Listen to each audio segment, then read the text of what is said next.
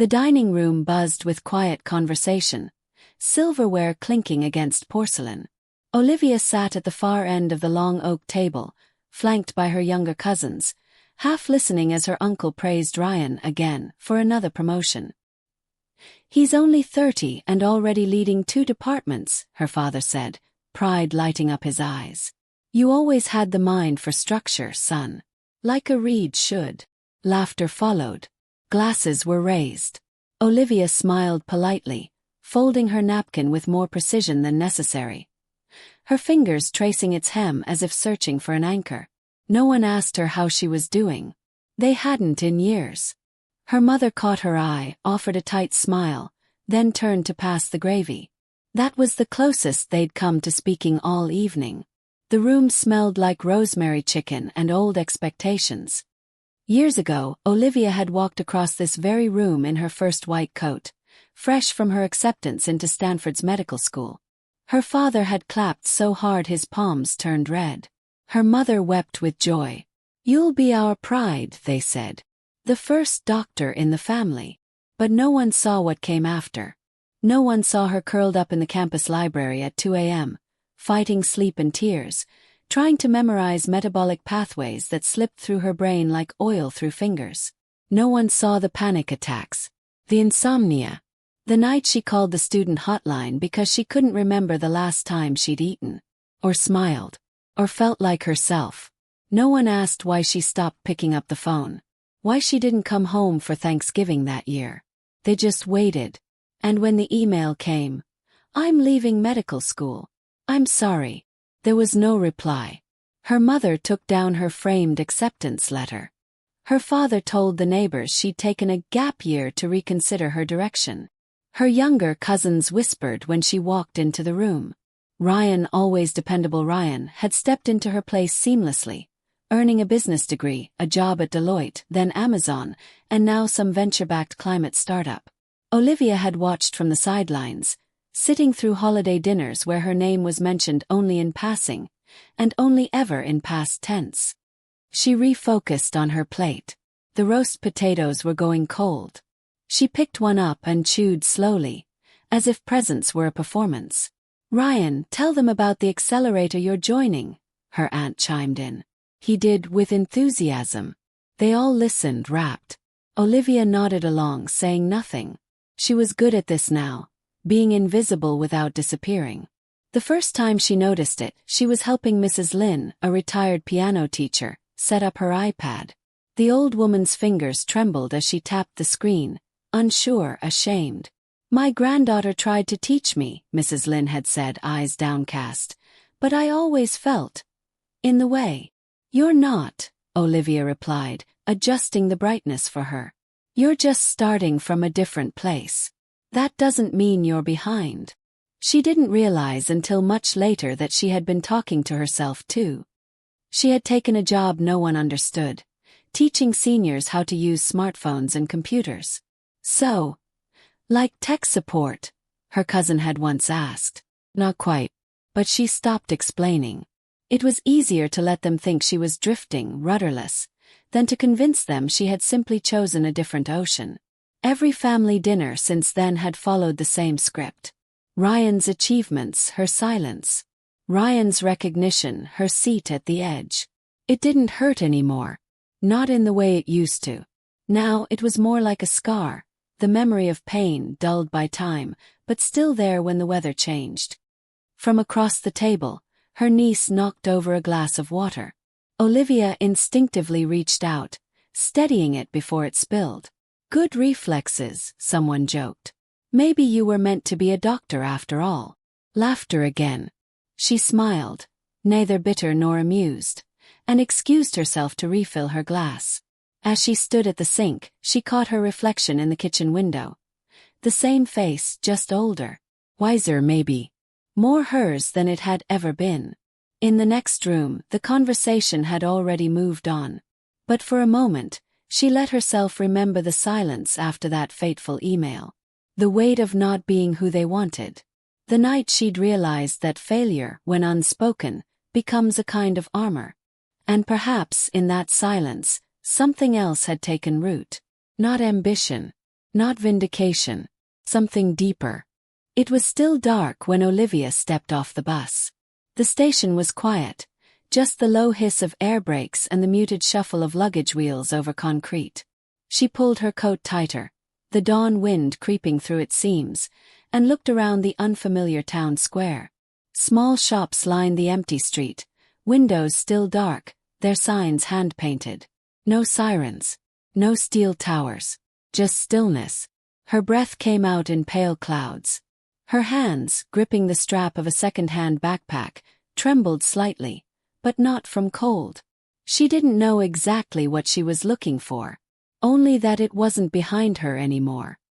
3 months earlier, she had stared at the loading bar on her laptop screen, watching as her resignation email disappeared into the digital void. Subject: leaving the shelter. Body: thank you for the opportunity. I've learned a lot, but I need to go. There was no drama, no breakdown, just the quiet conviction that she had given what she could, and that whatever this was, it wasn't enough anymore. She had spent the past year volunteering at a women's shelter in the city. Her duties were simple: intake forms, organizing donated clothes, keeping the tea kettle full, sitting with women too scared to sleep. It wasn't glamorous. It wasn't prestigious. But it was real. And it chipped at her defenses bit by bit. One woman, Liza, had once whispered to her through the cracked plastic divider, "You're not like the others. You're here." Olivia hadn't known what that meant at the time. Now she did. But knowing still didn't mean belonging. Not in the city. Not with her family. Not anywhere, it seemed. So she searched online for towns she couldn't pronounce, jobs with vague titles, rooms with creaky floors, and found herself boarding a bus with no clear plan, only the stubborn pulse of something quietly, insistently alive inside her. She didn't call anyone. There was no one left to explain it to. The room she rented above the bakery was small, just a narrow bed, a desk, and a window that looked out over a sloping hill. It smelled of flour and old pine. At night, she could hear the ovens downstairs humming to life. The job came through a community center ad. Looking for part-time help teaching basic computer skills to seniors. Patient people only, please. She walked in, offered her name, and left with a start date. The woman who interviewed her, a retired school principal named Evelyn, had narrowed her eyes slightly when Olivia mentioned Stanford. "What brings someone like you here?" "I needed a quiet place," Olivia had said. "To start from zero." Evelyn didn't press further, only nodded and said, "Well, this town's not going to argue." She spent her days teaching men with weathered hands how to use email, women in floral blouses how to scan family photos. She printed diagrams of touchscreen gestures, labeled every button with a sticker. They called her teacher, though she felt more like a translator, helping them bridge a language of light and symbols they were never meant to speak. One man, Mr. Carson, brought her an apple every Thursday. "Just like school," he said. Another, Ms. Huyn, gave her a faded photograph of her garden in Saigon.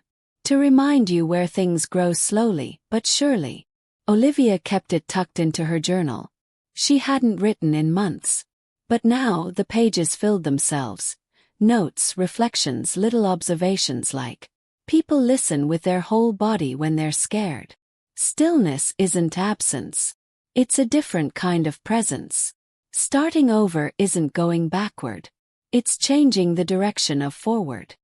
On the first snow of the season, she sat by the window of her tiny room, tea in hand, watching white gather on the empty road below. She wasn't sure when she had stopped dreading her mornings. She wasn't sure when her silence stopped feeling like shame. But one morning, without prompting, she caught herself smiling at nothing at all, just the way the sunlight hit the floor, warming the planks in long gold streaks. It wasn't much, but it was hers. Months later, she received a message from her mother, short, cautious. "Your aunt said she saw your name on the community newsletter. You're doing computer classes now." Olivia stared at the screen for a long time before replying. "Yes, it's a start." That was all she said. All she needed to say. The cursor blinked for several seconds before her mother responded. I hope the people there know how lucky they are. Olivia read the words twice, then set the phone down. Outside, the snow was still falling, slow and gentle. Inside, she breathed. And for the first time in years, she felt the warmth of beginning, not as a rebellion or a retreat, but as an act of quiet defiance. A steady hand reaching inward. A new root pushing through winter soil. Not toward approval, but toward herself. The bell above the door jingled softly as Olivia entered the community center. The walls were the same dull beige, the chairs the same mismatched colors.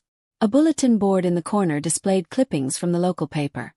Photos of children's art, bake sale flyers, a black and white snapshot of Olivia teaching an elderly man how to double-click. Someone had written in faded marker beneath the photo, "Patience is a kind of love." She smiled faintly and headed down the hall. It was her 4th winter in the town. The classes had grown. At first just 3 people, then 10, and now nearly 20 regulars. Her computer literacy course had been expanded into workshops, online safety, digital storytelling, even an oral history archive project funded by a small grant. She had written the grant proposal herself, unsure if it would be taken seriously. It was. Quietly, without fanfare, the check arrived by mail. No cameras, no speeches, just a letter, approved. "We trust your work." She remembered a time years ago, when every achievement demanded an audience. Her parents had sent flowers when she got her internship at the UN. They flew out to watch her give her graduation speech. Her LinkedIn post about her fellowship had once received hundreds of likes, dozens of comments. "Proud of you, girl. Trailblazer. You're going to change the world."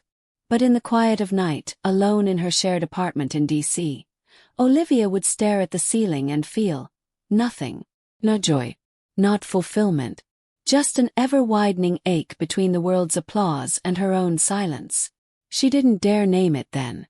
She only knew the applause felt hollow the moment it ended. She had told herself it was imposter syndrome. Now she wondered if it was simply her spirit saying, "This isn't home."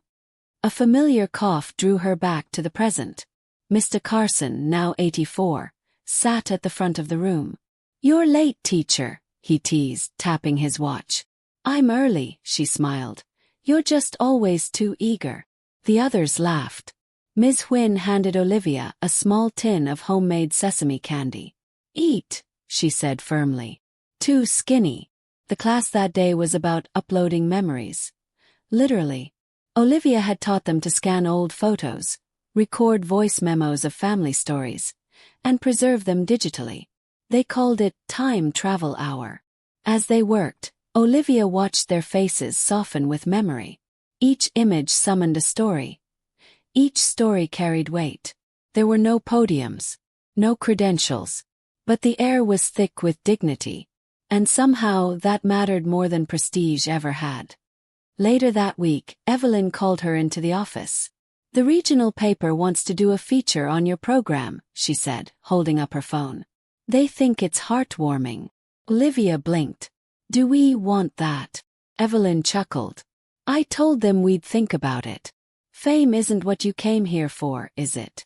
"No," Olivia said simply. And that was that. No interviews. No articles. She spent that evening walking through the town square, snow crunching beneath her boots. Christmas lights hung lazily from windows. A child was building a crooked snowman in front of the hardware store. A dog barked somewhere in the distance. No one recognized her. No one stopped her. She was just a woman walking home. And for the first time she realized, this is success too.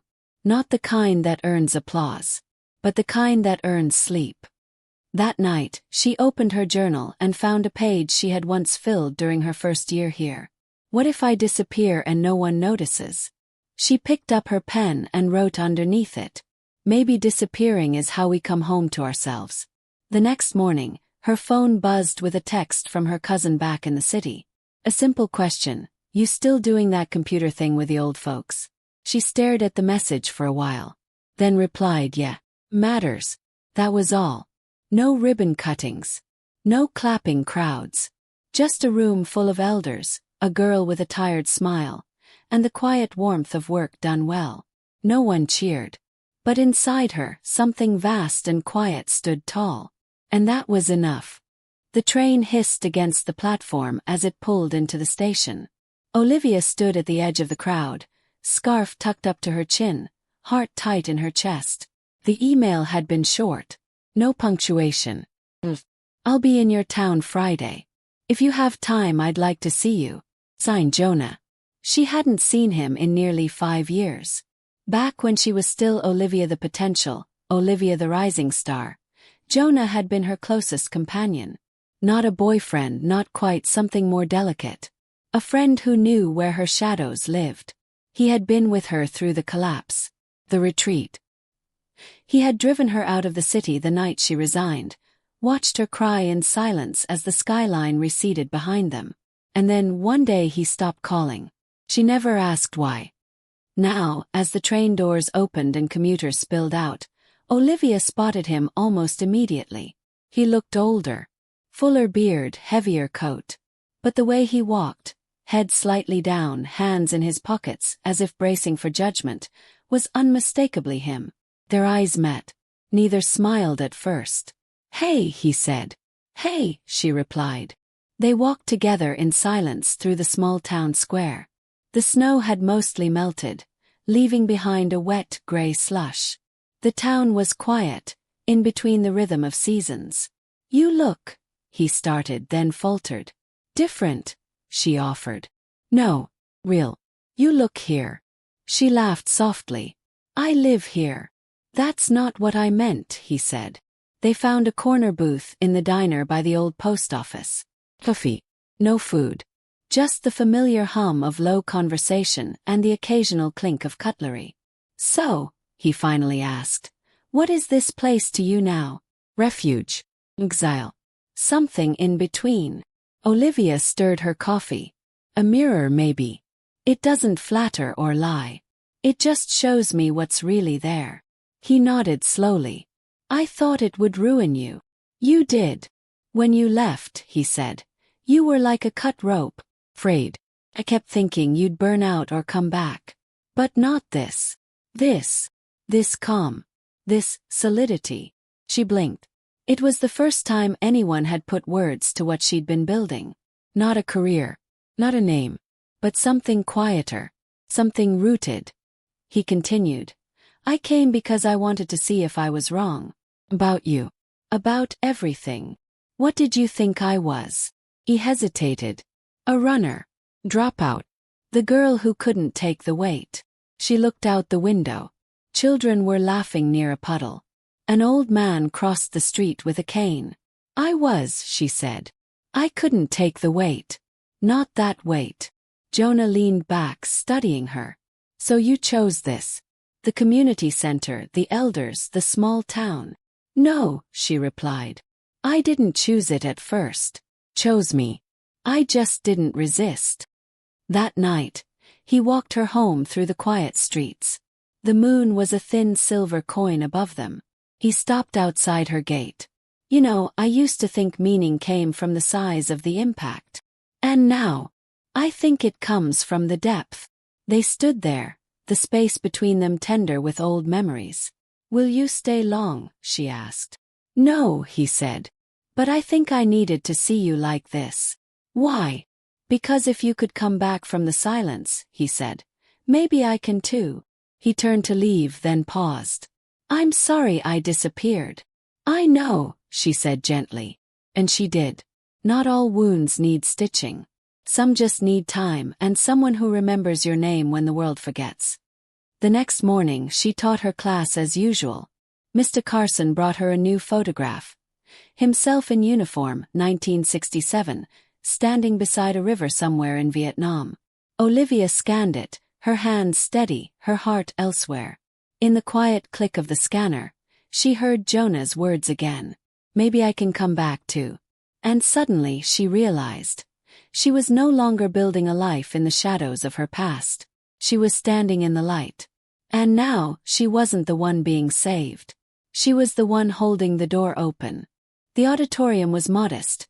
Creaking wooden floors, mismatched chairs, A few banners made by children taped to the walls. The kind of place that smelled faintly of dust and warm paper.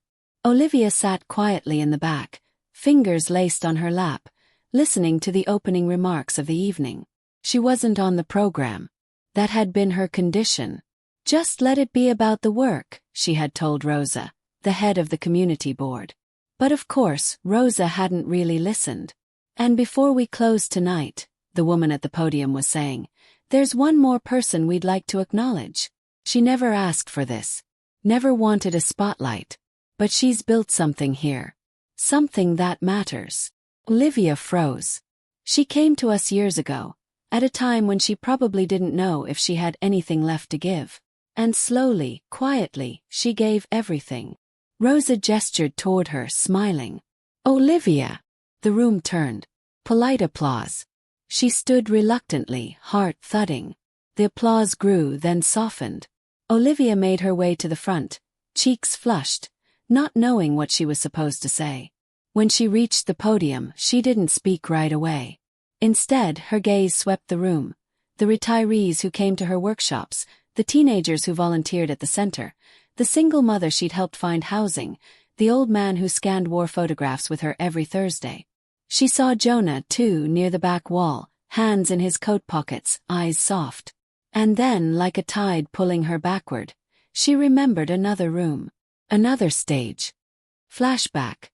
A decade earlier. Olivia stood behind a sleek podium at a tech summit. Spotlights blinding, cameras flashing. She was 29. Brilliant. Terrified. Her voice steady, her ideas celebrated. That night, after the applause, she had walked back to her apartment, trophy in hand. Alone. She had collapsed on the bed, staring at the ceiling. Should have meant everything. But it hadn't. Recognition back then felt like a transaction. Praise was currency quickly spent. The more she received, the more hollow she felt. People clapped for what she achieved, not who she was. Not the fractures beneath the brilliance. The crash came slowly. Not dramatic, not public. Just the erosion of meaning, piece by piece. Until one day she couldn't get out of bed, couldn't care if another algorithm changed the world. That's when she left. Now, standing in this humble room years later, Olivia finally understood. This was the recognition that mattered. Not for the cleverness of her ideas, but for the constancy of her presence. Not for what she'd produced, but for how she'd remained. She leaned toward the microphone. I don't have much to say, she began, her voice quiet but sure. I came here because I was broken. I stayed because you didn't need me to be anything other than here. There were murmurs of agreement. One or two people clapped. She smiled softly. And somewhere along the way, I stopped waiting for permission to exist. I stopped chasing meaning and started planting it. She paused, eyes glistening. You all taught me that. She stepped back. Rosa reached for her hand, squeezed it. That night, after the chairs were stacked and the lights dimmed, Jonah caught up with her outside the building. You spoke well, he said. I barely said anything. Exactly. They walked beneath the stars, boots crunching the thin frost. You've changed, he said. So have you, she replied. He nodded. But I still have a long way to go. We all do, she said. They stopped near the old oak tree outside the community garden. Olivia looked up. The branches were bare but strong. I used to think light was something that came from the outside, she said. Something you had to earn or reach. And now? She looked at him, her eyes clear. Now I think it's something you uncover. Something that was always there. He smiled. Not the weary, searching smile she remembered from years ago, but something warmer, grounded. They stood in silence for a moment, not needing more words. In the days that followed, Olivia returned to her rhythms. Teaching, scanning photographs, tending the library, sipping tea with her elders. But something inside her had shifted. It wasn't pride. It wasn't even joy. It was peace. And in that peace there was a light, a quiet radiance, no longer seeking to be seen, but shining anyway.